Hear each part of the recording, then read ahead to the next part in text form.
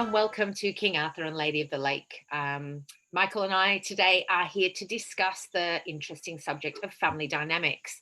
We've just had Christmas, New Year, a time of year where everybody's gathered together and we go through all these different changes and all the different kind of triggering and dynamics that family causes at that time of year. So we thought it'd be an excellent time to discuss this topic. What do you think, Michael?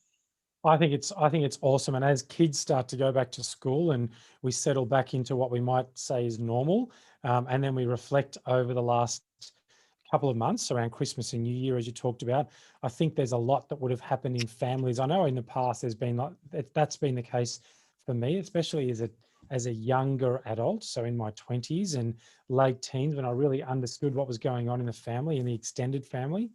There was a lot of family dynamics that used to play out over Christmas and New Year, and other occasions too, like Easter, for instance, when families would get together, and there was this sense of, and don't get me wrong, it was lovely when my big Italian family would get together, lots of food, lots of laughter, but there was always this underlying tension, right? Things that aren't being said, a sense of obligation and responsibility when when you're doing family stuff, because we've got aunties, uncles, sisters, brothers, cousins, all this sort of stuff, and they all come together, right?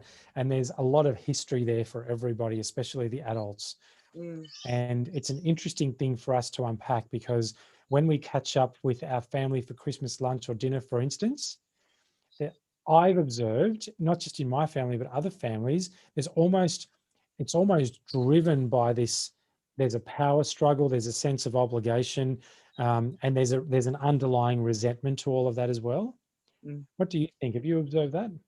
Yeah, well, I live at the other side of the world from my family, and I have done since I was 20. So Yep. I've actually observed families, and I've kind of had that, oh, I wish I had my family, that real kind of longing. And so the discussions I've had, people are like, oh my God, you're so lucky that you Yeah, don't you're so have to lucky they're deal on the with other it. side of the world. Yeah, Yeah. and I've watched, obviously people come to talk to me about things they want to process, and so I'm privy to a lot of people who would say, like, this happened and that happened. And what I've noticed to be a very key thing is that we get roles within our family. We play a Yeah. role. And what happens as we go into our life, we claim our own life and we become the person we want to be through struggle and toil or whatever it is that happens. And we build a family of our own values. And when we go back into that family dynamic, we go back to the role that we played. Mm. So we're uncomfortable because we're no longer that person. So we're kind of already angry that we're still playing that role.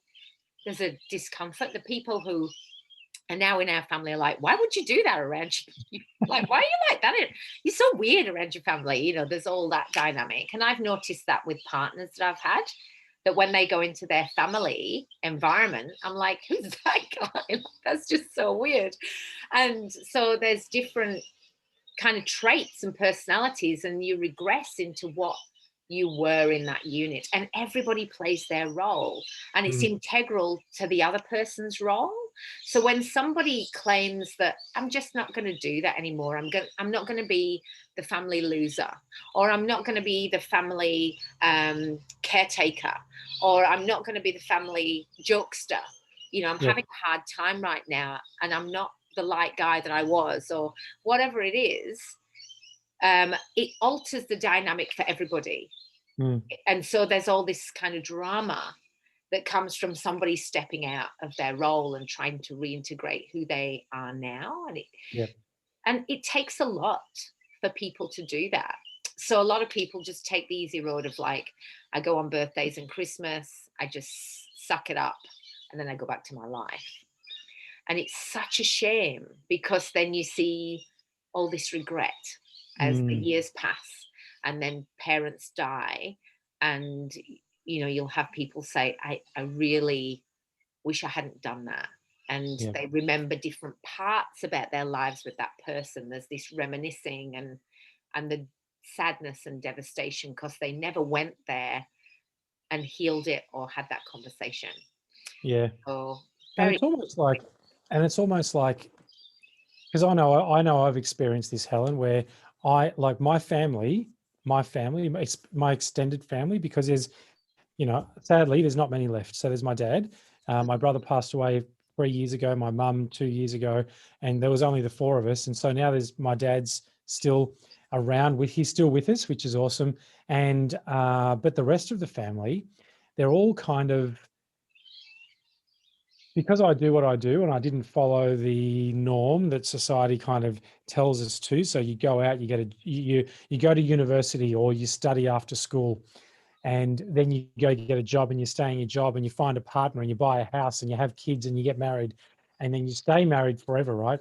And so because my life has been a bit of a mashup of a few different things, and I've only really found my calling, my purpose, whatever we want to call it, over the last, like really stepped into it over the last 10 years, I've noticed that over the last 10 years, my extended family has really distanced themselves from me in many Mm, ways, because I think what I do and the things that I speak about and who I've become challenges them mm, to a mm, point.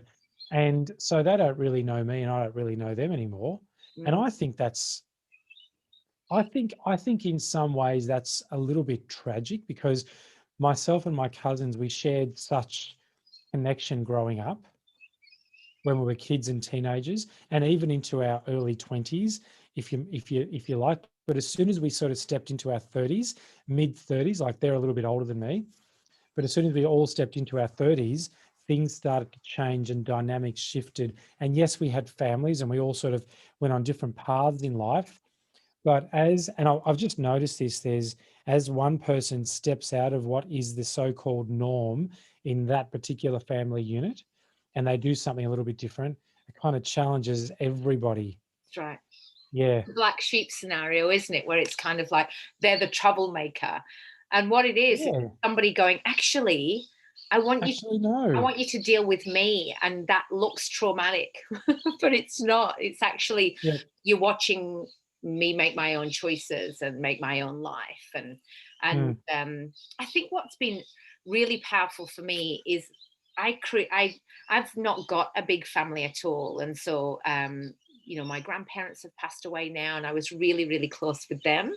And yep. I didn't really have cousins that I was close to. I had one cousin that I was close to, and an auntie, but not really. We didn't have that Italian family thing, for Yeah, sure. we did, Yeah, right? So, and it was awesome. It was yeah, really awesome. yeah. And when you see that on movies and on the TV, it's like, oh my God, that would be so amazing. And It but was then you like that, see, Helen. yeah, but then you see that, like, the parents want to talk about who you're allowed to marry, and they interfere with your life, and I think, oh my God, that would drive me crazy. So there's definitely that aspect in traditional Italian families where there's this, let's say it's like a passive aggressive approach to certain things. There's Mm, a bit of control, there's a bit of manipulation, there's a bit of um, and they do it in a way that is very, very, very, you can't call it anything but passive aggressive, right? So you'll say, oh, they'll say, do you really think that's a good idea? mm, And then mm, they give you this look, and they just make you doubt yourself, right? yeah, yeah, yeah. It's a real cultural thing. Mm, And but I've kind of know, and I've seen this in other families too. I have friends, of course, like we all do, and I hear things from them like you do from your friends and acquaintances around family. And there's this sense of responsibility that we have to be for our family, who they expect us to be, and allow ourselves to be placed in a container that helps them feel comfortable with the person that we are, instead of allowing them the opportunity to experience our growth and be there by our side, supporting us and being our advocates and champions, especially if we're doing something good in the world. mm, mm, And yeah, it's when we step out of that mold that they would like to put us in, and that mold that we I guess that we were in for a period of time. mm, It challenges people. And then yes, when you start to step into your own sense of individuality and your own sense of power, which doesn't necessarily mean that you think anything less of them, or that you're trying to outperform them in life, for instance, but you just want to do your thing, mm, mm, right? And like I've experienced this myself, and I can speak into it very deeply, because there's been dynamics in my extended family that I could only hope to scratch the surface of understanding the psychology behind it, mm, right? And I'm pretty good when it comes to human behavior, but the way that my family has shifted and changed and evolved over the years, and now the relationship that I have, especially with one of my cousins, is non-existent, really. mm, Um, and actually with both of my cousins, right? And just really non-existent. It's like that obligatory sense of responsibility. And I'm pretty sure that, not that I'm quickening this event, but I'm pretty sure in years to come, when my dad passes away, there will be there will be no contact. mm, There will be no reason for them to be in contact with me, mm, right? mm, And no matter how many times I've tried to repair those relationships or find common ground, there's unwilling participants, mm. and so it's kind of Yeah. pointless. And you see how this plays out in other families as well. And that was interesting. What I just wanted to ask you about that is, do you think that we do have to have relationships just because they're a relation? Do you think that, if you've got nothing in common and yeah, you enjoyed your childhood together, that you can just that you can let it go? Or is there this, do we feel that we must hold the family together at all costs when Yeah, we don't really, you know, is it now? I mean, communities are so different now. And a lot of the kind of trauma that's gone through families, people have necessarily needed to make the shift, like that yeah, real necessity to make the shift away from family and mm, create their own family that nurtures and loves them in their friendships. So it begs the choice of, do we kind of keep beating the dog, so to speak, to get it to work, or do you just go, just because they are a blood relative, do I have to mm, maintain them in my life when it's yeah. of no real use to either of us? It's a good question. And for everybody watching or listening to this, no dogs were harmed in the recording of this show. So, so in answer to your question, no, no, the answer is very easy, right? It's no. Just because they're blood relatives, it doesn't mean there's an obligation there to maintain relationships over time, especially as people change and evolve and grow. And if the connection isn't there anymore, and if there's no common ground, then no, of course not, right? Mm, mm, I agree with that. And I coach my clients around this as well. It's like, if you're only maintaining a relationship out of a sense of obligation, then it's not an authentic relationship. It's not a genuine relationship. But I think when we look at this from a deeper perspective, I think there's always something deeper in our psychology, that's almost in our DNA, that seeks connection with our family of origin, mm, right? And I think we have developed an identity around that. um, and I know, coming from the background that I have, from a very traditional Italian background and upbringing, family's always been front and center for me.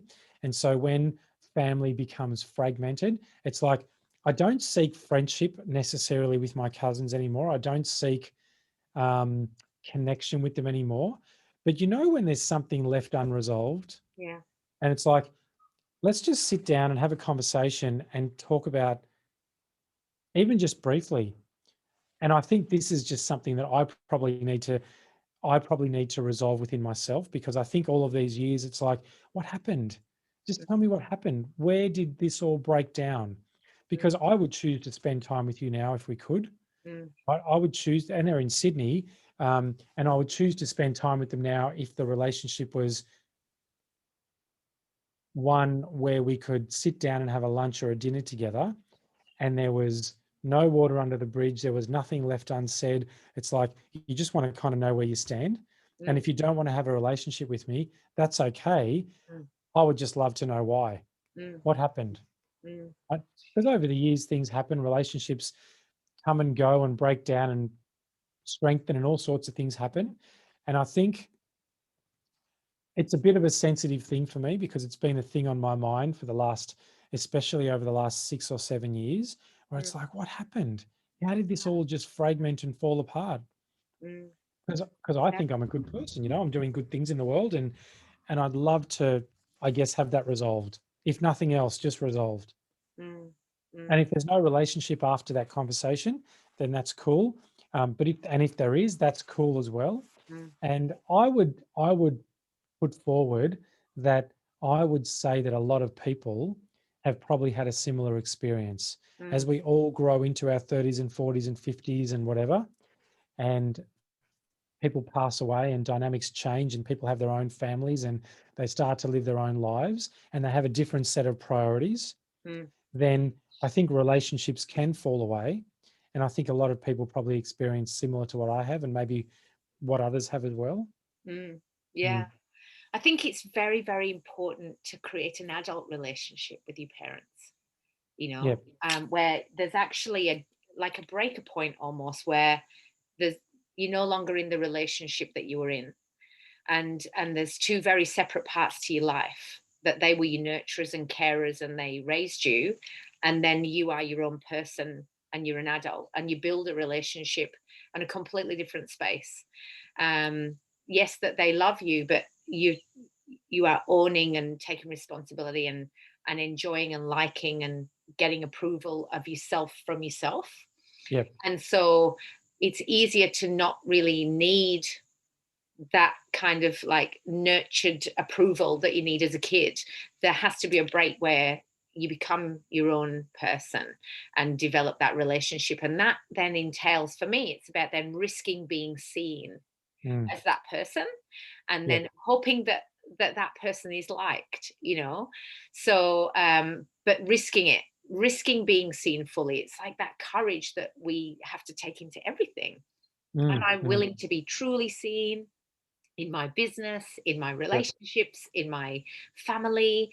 And how am I going to feel if I'm not liked? I'm just going to have to be okay with it.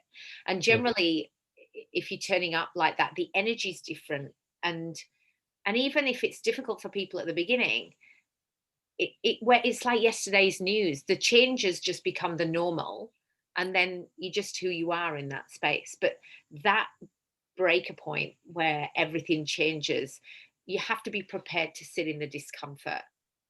And that's the point that people don't get, the discomfort. It's Yep. like, there's discomfort there, I'm not doing it, so I'll put up with this my whole life, this fragmented relationship where I can, be a victim to it and commit that, like they don't like me as this and blah blah blah, or I can't do this, or they never do that, where actually you're not facing the courage that it takes to say, I'm actually this person. And they Mm. go, wow, well, why didn't you say? That's amazing. you know Obviously it doesn't always go well, but at least there's a resolve there, that you've faced it, that there's this discomfort. Yep. And I know, raising my own children, witnessing what you'd love them to like, Mm. you'd love them to like that because you like it, or you'd like to see them, oh my god, I'm just like that. But you know what, they are not like you, they're not doing what you want to do, they've got completely different boundaries and frameworks and things that they're Mm. interested in. And the best gift is to allow it, even when you've got no understanding of why they'd be interested in it, like it just doesn't ring your bell at all. And Yeah. to kind of go, wow, okay, well, that's great, and keep finding these common denominators to maintain the relationship, but allowing them the space to be courageous, to reclaim themselves in your Mm. own family that you've Mm. developed, because now we're the kind of custodians of our families. Yeah, totally. And to allow the space for them to face that discomfort in themselves, where they claim a new role in the family Mm. that you've raised. I'm seeing this in our 4-year-old Crystal. She's 4 next month, Mm, and we're seeing this evolution of her sense of identity and really putting forward what she likes and what she doesn't like and what she wants and what she doesn't want. yeah. And it's very interesting to learn how to not to really learn how to not attach myself to whatever it is that she's feeling in the moment and just allow her to do so, and then guide that process as much as possible with her still feeling a sense of choice and freedom, Mm, right? mm, mm, It's yeah. very interesting because it's a different way of parenting than what I did with my 2 older ones. Mm. Um, and this is a very interesting dynamic to watch. Yeah, yeah. I know, I've got 4 children, and every one of them is so completely different, so Yeah, completely yeah, yeah, different. yeah. And I know the connectors with each of them is different. What they really connect to as joy is different. What their base emotional triggers are is completely different. Mm. And it's really interesting to watch that and keep removing myself from their reaction to me, because I know they're reacting like that because of their emotional base that's different to so and so. So it's, yeah, it's really interesting, that whole dynamic around, yeah, letting them be. And also knowing, and I have this, the whole conscious parenting, which, it's a thing, but it still sounds a little bit woo woo. But really, I'm looking, going, what effect is this having on you, what I'm doing here? Being really present and aware of whatever it is. And the thing is that they're going to have to get over me at some point. I will do things that they don't like, and I'm Mm. prepared for that, because I'm their parent, not their friend. But I won't do anything recklessly. I try and keep the recklessness of my parenting to a minimum. And the I don't want projection as well. I don't want them to have to Yeah. get over things I did just because I couldn't be I couldn't be bothered to do it better, or that I was just reckless with who they are. Mm. But yeah, knowing that there's going to be things that you do wrong, and letting them maneuver through that as well, because that's part of their evolution, that life isn't great and you'll have your own dramas, and It's such an expansive topic, isn't it? It's mm, such an expansive topic when we talk about family dynamics, because we've got our family of origin that we grow up with, of course. And then there's, as we're growing up with our family of origin, then there's extended family as part of that. So aunties, uncles, and cousins and grandparents. And then as everybody gets older, then they bring other elements in, which are their partners, and then they have their own children. And then and all these different personalities, all these different, you know, beliefs and values and paradigms and everything, and subconscious stuff as well that comes into all of this. So even when you've got your family of origin, so your family of origin will be brought up in a certain way, and then the extended family, there's a family of origin that's being created over there mm, with, right, and they've got their own values and their own way of being. And mm, if there's more than, you know, two or three brothers or sisters, there's adults there, you could have four different pods, for instance, of all these family of origins that are being created out of yeah, this one family of origin, if you like, and all these extended family of origins out from there. And then they all have to interact with each other and find something. Like it's no wonder that families become fragmented over the years, is it? mm, Because there's so much to try and take into account. You could literally have a dozen or more different personalities, different values, different beliefs, different standards of behavior, different ways of living that are going to conflict, and that are going to conflict when we interact with each other. mm. And there's the envy, and there's abuse in those relationships Yep. as well. Somebody might marry an abusive partner, and other people see it, and the children of that family then have completely different psychology to the rest of the family, and you can see all of these things playing out. And it depends as well as to what we're prepared to do, whether we're going to become a victim of it, or whether we're going Mm. to actually take responsibility of whatever it is that we've been through, moving through into our own way of being.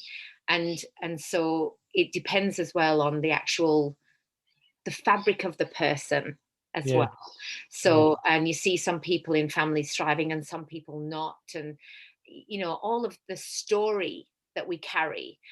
Some people kind of sticking to the family values from the 1900s because this is the way we've always done it, causes this ricochet to all the people who really need to live in the now. Yeah. They can't follow through on that, and it's seen as like a turn on the family. And it's the stubbornness, it's the kind of love, it's the relaxation, or it's the holding on. It's Yeah. Right. massive. Yeah, it really is. It's huge. And I got to tell you, Helen, this has been quite a cathartic discussion for me Mm, to really connect with that part of me that seeks resolution with people, or specifically a person who may not seek the same thing. mm, And so it's been quite an interesting reflection for me, this discussion around family dynamics, because it's brought to the surface for me the fact that I still obviously feel the need for resolution, mm, and then wondering, why do I feel the need for resolution when this person's made it very clear over the years that he wants very little, if nothing, to do with me, Mm, and I just have to be okay with that and mm, not seek resolution and understand that who I've become, I'm happy with who I've become, and the people that choose to be in my circle value who I've become.